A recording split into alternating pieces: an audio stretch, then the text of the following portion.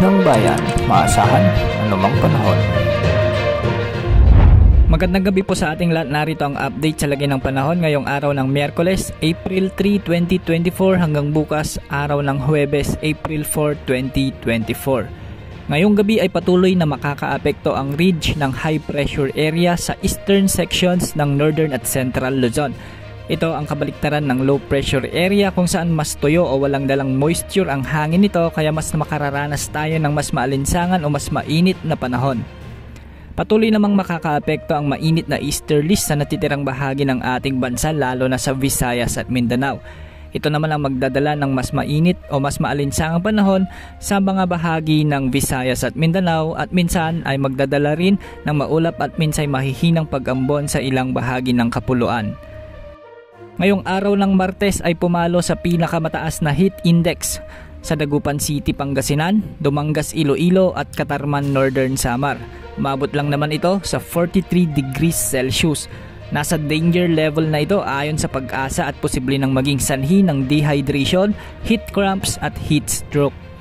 Pumalo naman sa 42 degrees Celsius ang naramdamang init sa Cavite City, Puerto Princesa City, Zamboanga City at Cotabato City, habang 41 degrees Celsius naman ang heat index na naranasan sa Aborlan, Palawan, Tacloban, Leyte, La Carlota, Negros Occidental, Giwan, Eastern Samar, Naiya sa Pasay City, Apari, Cagayan, Tuguegarao City sa Cagayan, Rojas City sa Capiz, Iloilo City at Maasin, Southern Leyte.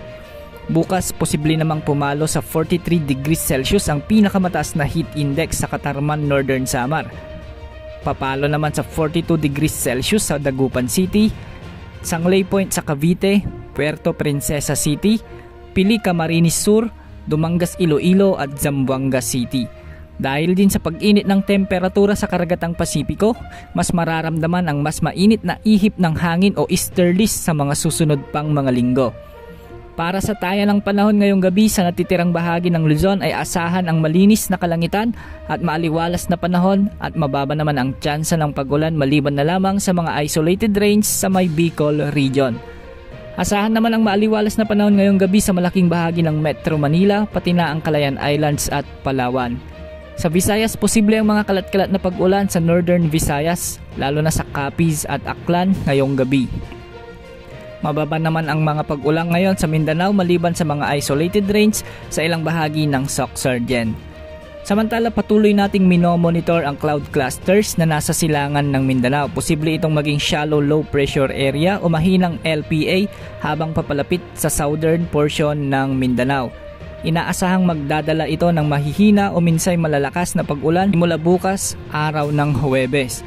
Posibleng maapektuhan nito ang southern Mindanao, pero posible ring maapektuhan na nito ang buong Mindanao at southern Visayas sa mga susunod pang mga araw. Dahil sa mainit na panahon, maraming paaralan din ang nagkansela ng pasok ngayong araw sa iba't ibang bahagi ng ating bansa dahil sa epekto na mataas na heat index na posibleng magdulot ng pagsakit ng ulo ng mga estudyante. Posibleng magpapatuloy pa ang pagtaas ng temperatura hanggang sa mga susunod na buwan ng Mayo. Yan po ang update sa lagay ng ating panahon ngayong araw. Ito po ang weather update ng bayan, maasahan anumang panahon.